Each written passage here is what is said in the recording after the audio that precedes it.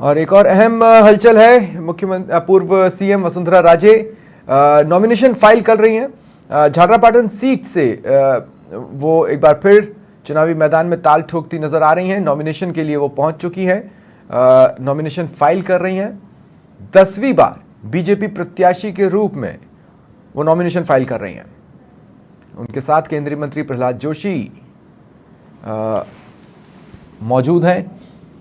ये कुछ तस्वीरें हैं आपकी टीवी स्क्रीन पर, जिस तरह से कार्यकर्ताओं का, महिलाओं का, आमजन का समर्थन उन्हें झालरापाटन में मिल रहा है, उसकी एक बानगी इन तस्वीरों में आपको नजर आ रही है। इससे पहले पूर्व सीएम वसुंधरा राजे ने मंदिर पहुंचकर दर्शन किए, पूजा अर्चना की और क्या कुछ मांगा होगा, मन्नतें की होंगी, ये तो आप सभी अंदाज़ा लगा सकते हैं। बहरहाल इसके बाद सीधा वो नॉमिनेशन फाइल करने पहुंची हैं और नॉमिनेशन फाइल करने का प्रोसेस शुरू हो चुका है। पूर्व सीएम वसुंधरा राजे अपना नॉमिनेशन फाइल कर रही हैं, प्रहलाद जोशी उनके साथ मौजूद हैं। हालांकि उनके अगेंस्ट कौन ताल ठोकेगा, ये स्थिति अब तक स्पष्ट नहीं हो पाई है। झालरापाटन से वसुंधरा राजे अपना नॉमिनेशन इस वक्त फाइल कर रही हैं। वहीं सभी को इंतजार है कि कांग्रेस उनके अगेंस्ट किसे उतारती है। ये सिनेरियो अब तक स्पष्ट वहाँ पर नहीं हो पाया है कि किस तरह की फाइट वहाँ पर रहेगी।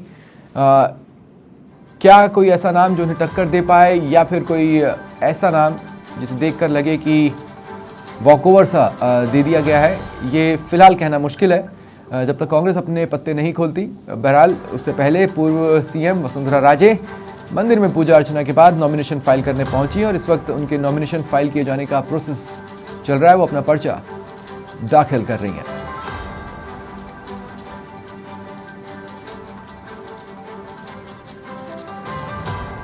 दसवीं बार बीजेपी के कैंडिडेट के तौर पर वो अपना नॉमिनेशन फाइल कर रही हैं।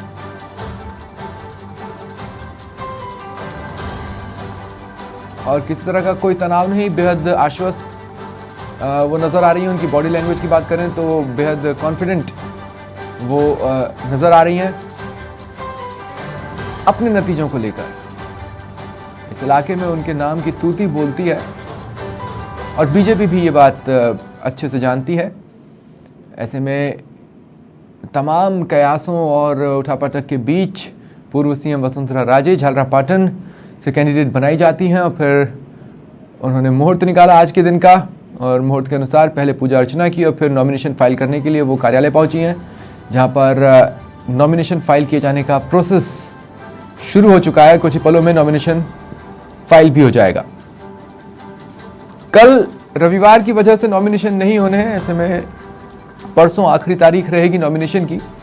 उम्मीद यही है उससे पहले सभी प्रत्याशियों जो बचे हुए हैं दोनों ही दलों के, उनके नामों का भी ऐलान कर दिया जाए आज शाम तक, नहीं तो कल शाम या परसों सुबह तो करना ही होगा, ताकि नॉमिनेशन के लिए वक्त मिल पाए, कहीं कोई कमी बेशी न रह जाए। हालांकि माना यह भी जा रहा है कि जो संभावित प्रत्याशी हैं उन्हें पार्टी फ़ोन कर पहले ही सूचित कर चुकी है। बहरहाल ये जुदा मसला। फिलहाल नॉमिनेशन प्रोसेस चल रहा है। वसुंधरा राजे का सहयोगी पिंटू इस वक्त मेरे साथ फोन लाइन पर जुड़ रहे हैं। पिंटू, क्या जानकारी है? देखिए, पूर्व मुख्यमंत्री वसुंधरा राजे आज अपना नामांकन दाखिल करने जा रही है और ये तस्वीरें आप लाइव देख रहे हैं। वसुंधरा राजे अपने नामांकन पत्र में साइन कर रही है, हस्ताक्षर कर रही है और जो रिटर्निंग अधिकारी हैं उनके समक्ष अपना नामांकन प्रस्तुत कर रही है। और तमाम जो उनके साथ पार्टी के वरिष्ठ नेता हैं वो भी मौजूद हैं और केंद्रीय मंत्री और राजस्थान के बीजेपी के चुनाव प्रभारी प्रहलाद जोशी आज उनके नामांकन में कार्यक्रम में शामिल हुए हैं। नामांकन कार्यक्रम से पहले तमाम कार्यकर्ताओं को संबोधित भी किया गया। वसुंधरा राजे लगातार झालरापाटन से चुनाव लड़ती आई है, वहां से जीतती आई है और 2018 विधानसभा चुनाव की बात की जाए तब भी यहीं से वो विधायक है, मौजूदा विधायक है। और 2018 में वसुंधरा राजे को घेरने के लिए कांग्रेस ने एक रणनीति बनाई थी। कांग्रेस की ओर से कर्नल मानवेंद्र सिंह जसोल को चुनावी मैदान में उतारा गया था, लेकिन वसुंधरा राजे की झालरापाटन में अपनी एक पहचान है और जिस तरीके से पिछले कई सालों से लगातार वो वहां का नेतृत्व कर रही है। उनके पुत्र दुष्यंत सिंह वहां से सांसद हैं झालावाड़ से, वो झालरापाटन से लगातार विधायक है। खुद वसुंधरा राजे पूरे प्रदेश की तमाम जो विधानसभा सीटें, वहां कई प्रत्याशियों के नामांकन कार्यक्रम में शामिल हुई और आज उन्होंने इस नॉमिनेशन में अपना नॉमिनेशन वहां पर वो प्रस्तुत करने जा रही है। तमाम कार्यकर्ताओं की फौज उनके साथ है, एक गुस्सा कार्यकर्ताओं में। हालांकि इस बार वसुंधरा राजे को मुख्यमंत्री का चेहरा नहीं बनाया है। वसुंधरा राजे की भूमिका इस बार अलग है। अब तक जब भी उन्होंने नामांकन दाखिल किया तो उनकी भूमिका अलग रही। 4 बार जब वो झालरापाटन से नामांकन दाखिल करने पहुंची तो वो मुख्यमंत्री का चेहरा भी थी। हालांकि इस बार वो मुख्यमंत्री का चेहरा नहीं है, लेकिन फिर भी उनके कार्यकर्ताओं में, उनके समर्थकों में एक जोश है। और झालरापाटन में वसुंधरा को घेरने के लिए कांग्रेस ने कई रणनीति अपनाई, लेकिन वहां वो कामयाब नहीं हुए, क्योंकि वसुंधरा राजे की वहां पर एक अपनी पहचान है। तस्वीरें हैं, प्रहलाद जोशी खुद जो प्रभारी है, चुनाव प्रभारी, वो उनके नामांकन कार्यक्रम में शामिल होने पहुंचे हैं। पार्टी के राष्ट्रीय उपाध्यक्ष भी हैं और ये अभी उनका नामांकन है और नामांकन के बाद में भी वो तमाम जो कार्यकर्ता उनकी मीटिंग लेंगी। हालांकि वसुंधरा राजे झालरापाटन में बहुत ज्यादा समय नहीं देती है चुनावी प्रचार अभियान के दौरान, क्योंकि वो प्रदेश भर में चुनाव प्रचार करती हैं। और नामांकन के बाद में और भी वसुंधरा राजे के कई कार्यक्रम है जहां पर वो जाएंगी और जो बीजेपी के प्रत्याशी उनके नामांकन कार्यक्रम में भी शामिल होगी। प्रदेश भर से भी उनके समर्थक आज वहां पर पहुंचे हैं। जी, अमूमन जो नॉमिनेशन का प्रोसेस वो अपनाती हैं, कुछ उसी प्रोसेस को उन्होंने अपनाया है। सुबह मंदिर में जाकर पूजा अर्चना करना और उसके बाद नॉमिनेशन फाइल करने पहुंचना। कभी भी कोई तामझाम या बड़ा रोड शो या बड़ा शक्ति प्रदर्शन वो करती नहीं है, भले ही जब उनकी सरकार रही हो या नहीं रही हो। इस बार भी उन्होंने कुछ जुदा फॉर्मूला नहीं अपनाया है। इस मौके को किसी शक्ति प्रदर्शन या रोड शो में बदलने की कोशिश नहीं की उन्होंने।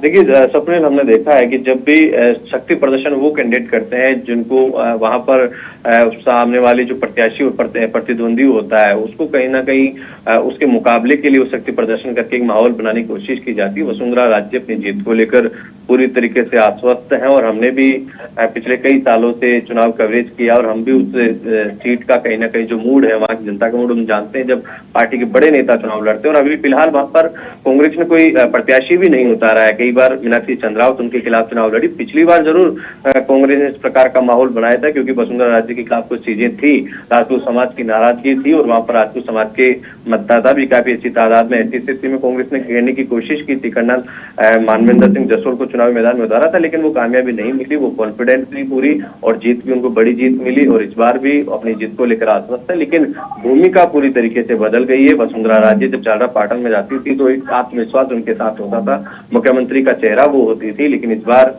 मुख्यमंत्री के चेहरे के बिना वो वहां पर गई है।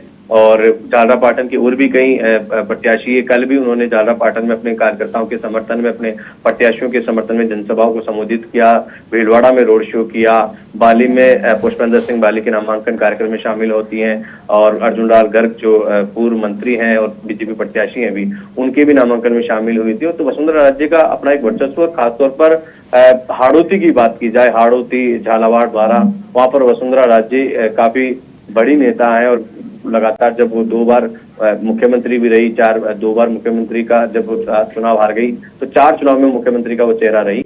लेकिन इस बार चेहरा नहीं है, लेकिन उनके कार्यकर्ताओं में जोश है और वो अपनी जीत को लेकर आश्वस्त भी। हालांकि कल उन्होंने एक बात कही जब वो मीटिंग को संबोधित कर रही थी, उसके कई मायने भी निकाले गए। उन्होंने कहा कि अब मेरा जब दुष्यंत सिंह का स्पीच होता है तो वो कहती है कि आप लोगों ने दुष्यंत को तैयार कर दिया, उनको नेता बना दिया और अब मेरा कहीं ना कहीं रिटायरमेंट का वक्त आ गया। ये सब चीजें उनके भी कई अलग अर्थ है। लेकिन वसुंधरा राजे हाड़ौती में काफी मजबूत है, बड़ा नाम है, राजस्थान का बीजेपी की बड़ी नेता है, राष्ट्रीय उपाध्यक्ष है और आज उनके नामांकन कार्यक्रम में उनको शक्ति प्रदर्शन जैसी कोई जरूरत मैं समझता हूँ कि नहीं पड़ती है।